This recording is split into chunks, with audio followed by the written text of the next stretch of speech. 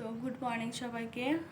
কাল একটা পোস্ট করেছিলাম মামামকে নিয়ে, মানে মামামের কানের মধ্যে যে ইয়ারবাডটা ঢুকেছিল ওইটা নিয়ে একটা পোস্ট করেছিলাম। তো সবাই অনেকে জিজ্ঞাসা করেছে মামাম কেমন আছে, কি করে হয়েছে। তো আসলে কি বলতো, আমারই ভুল। আমি হচ্ছে ওই মামাম বলছিল কান ব্যথা দুদিন ধরে।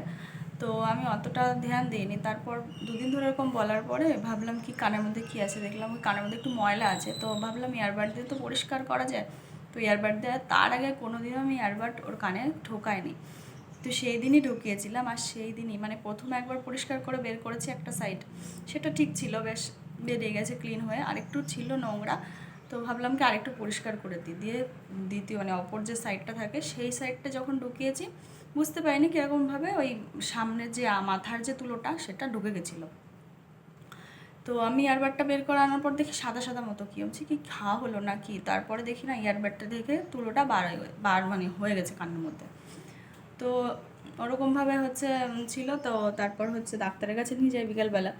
তো এখানে আর কি আর্মি হসপিটালে নিয়ে গেছিলাম। তো ওখানকার ডাক্তাররা বলেছিল কি যে বার করার কোনো প্রয়োজন নেই, এটা নর্মাল ব্যাপার, এমনি এমনি বেরিয়ে যাবে।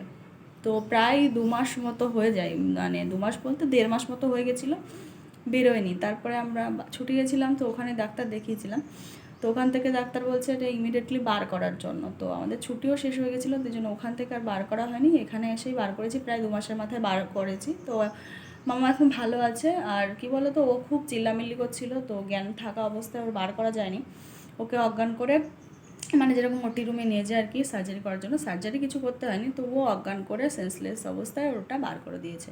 তো এখনও খুব ভালো আছে। তো তোমাদেরকে বলবো যারা তোমরা হচ্ছে ওই ছোটো বাচ্চাদের ইয়ারবাড দিয়ে কান পরিষ্কার করো, প্লিজ আমার মতো আর ভুল করো না। কেননা একটুখানি ভুলের জন্য কত বড় মাসুল দিতে হচ্ছিলো, তো বলার বাইরে আর কি। কোনো দিনও করি না, সেদিন যে কী হয়েছিল মানে কপালের ফের আর কি, তো কিছুই বলার নেই আর। তো এখন মাম্মাম খুব ভালো আছে, তোমরা যারা জিজ্ঞাসা করছিলে তাদেরকে বললাম। তো চলো।